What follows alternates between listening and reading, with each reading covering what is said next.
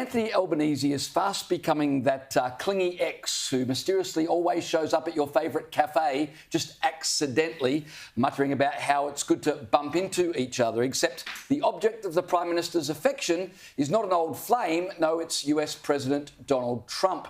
Having been ghosted at the G7 when Trump had to cancel a scheduled 20-minute coffee meeting, Anthony Albanese is now planning to deliberately bump into Donald Trump at The Hague when NATO meet next week. The decision that he made, that meant that the meetings that were scheduled, not just with myself, but with India, Ukraine, including President Zelensky, Mexico, and other countries didn't go ahead today. Given everything that's happening in the world, your ties with these allies, potentially consideration of going to the NATO meeting? Yes, that's being considered.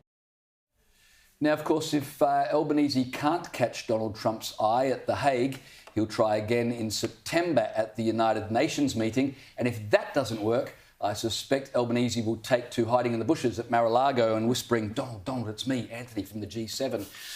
Caleb, I wouldn't have thought that stalking is really an appropriate alliance strategy, but that's what it's starting to look like. He's like a groupie who's looking at the tour dates, trying to catch up with his favourite people. Well, with the specificity with which you described the situation of running into the ex in the cafe, I'm wondering whether you've had one of these encounters yourself, James, or whether, in fact, you were the stalker. Would you care to tell us? Nothing in comparison to Anthony Albanese. There you go. Well done. One, not two, well done. 3 countries. Oh, he dodged that one well, didn't he? He dodged that one. I mean, for goodness sake, he's already in the region. He's in Canada, where, of course, he was hoping to meet Donald Trump. So why can't he get on the blower and organise a meeting at the White House while he's over there? Like, you know, Donald Trump's not going anywhere at the moment. He's not about to fly planes himself into Iran. He is in the United States. So why can't he just pop over the border down south and go and say hello to the president? Unless, of course, the president doesn't want to host him at the White House,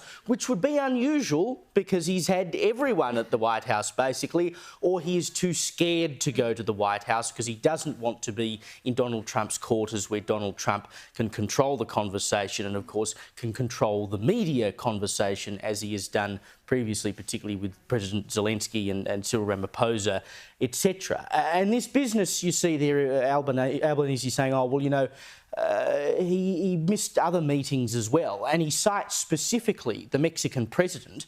Trump picked up the phone to the Mexican president. He also picked up the phone to Narendra Modi from India. So he has taken the time to talk to other world leaders that he was meant to meet at the G7, and he didn't meet because he left early, and he hasn't done that for Anthony Albanese. Part of it, I think, is he's stringing it along as long as he can, as much as he can, to scare Albanese a little bit and make him feel like the bloke doesn't want to talk to him, so that when they're finally in a room together, maybe Albo will just fall over and cave on stuff like military spending, etc., because he'll be so trepidatious about how this meeting is going to go because he's blown him off for so long. Exactly. No, this is totally a negotiating tactic by Trump.